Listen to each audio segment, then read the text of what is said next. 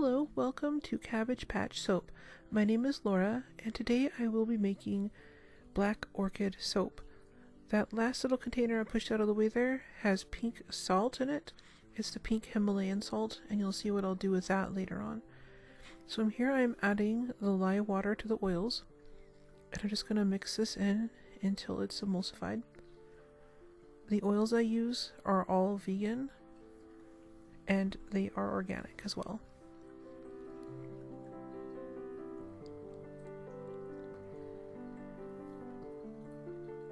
Here I'm adding in the fragrance.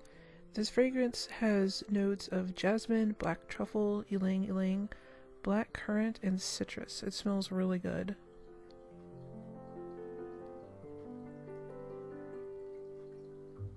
I'm just going to get this mixed in. This fragrance seemed to actually decelerate the soap. It seemed to make it take much longer to thicken up, which is totally fine. It gave me more time to work with it, but the design I wanted to go with on the top took longer to set up, and you'll see at the end I'll show that to you. So here I'm going to divide this up. I want these to be not equal amounts, so I'm going to have one color that has much more than the other two. So it'll take me a minute here to divide them up until I'm happy with the amounts.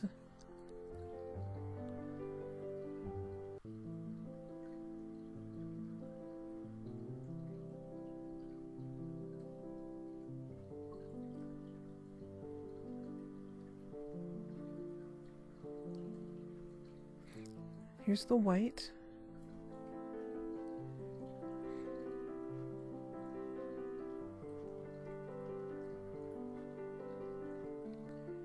And here's the neon pink.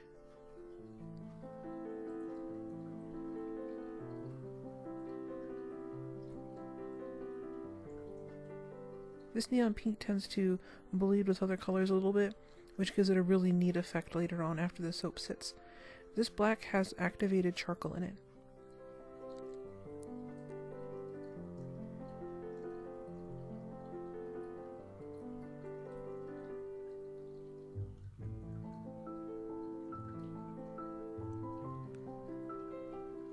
I'm just going to stick blend this together. I spent a little extra time mixing these. I actually had to cut out the footage because it was so long. Like I said, it decelerated, so it took much longer to thicken up just because of the fragrance. I'm going to pour this white in first because I'm going to make a separate swirl out of the other two colors.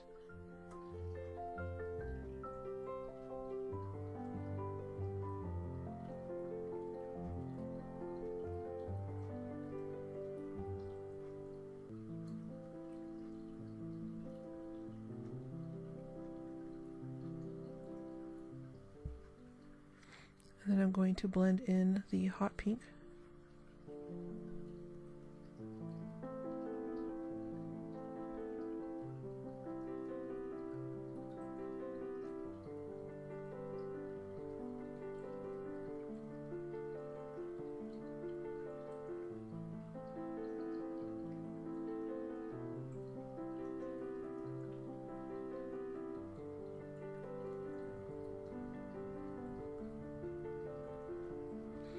Then last I'll mix up the black.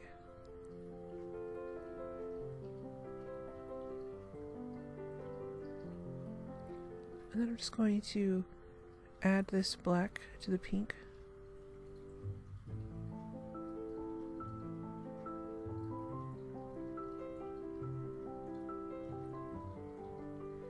I also like to tap out the air a little bit before I do the pours. It helps reduce air bubbles later on.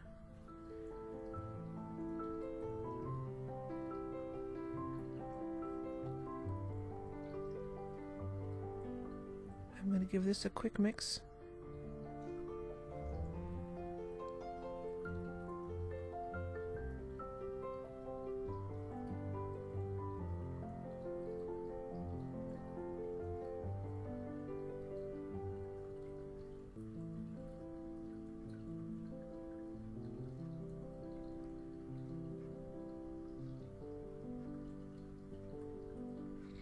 And I'm going to pour this in. So this is a combination of a drop swirl and an in the pot swirl.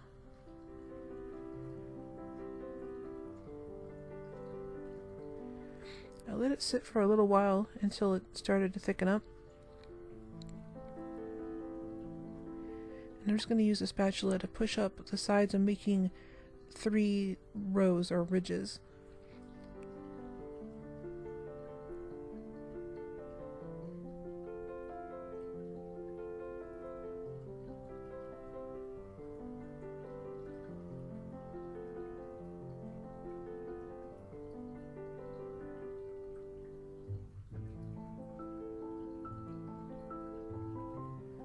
Then I came back a little while later, tap out the air bubbles.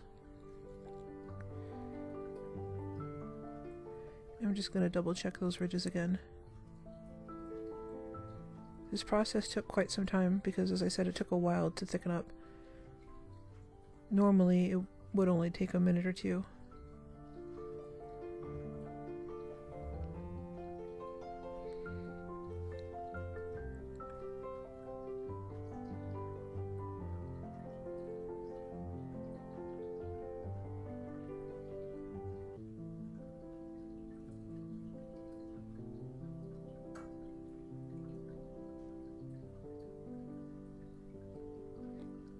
And then I'm going to take this salt here and I'm going to sprinkle it on the ridges and make rows of salt. It gives it a really pretty accent on top. There is also salt mixed into the batter as well.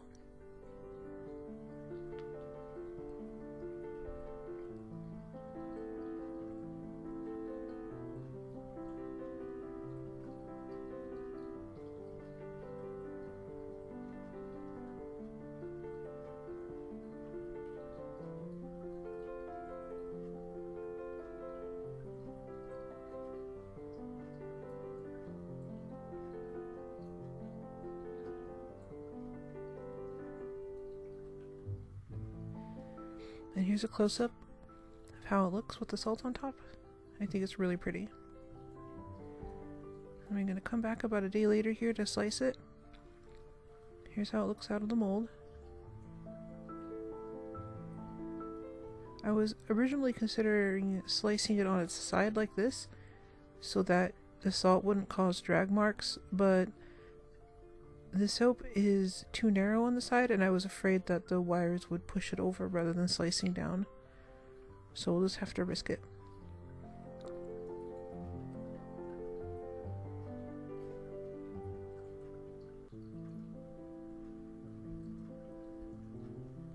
And here's how it looks inside. I think it looks pretty amazing. Those are really bold swirls.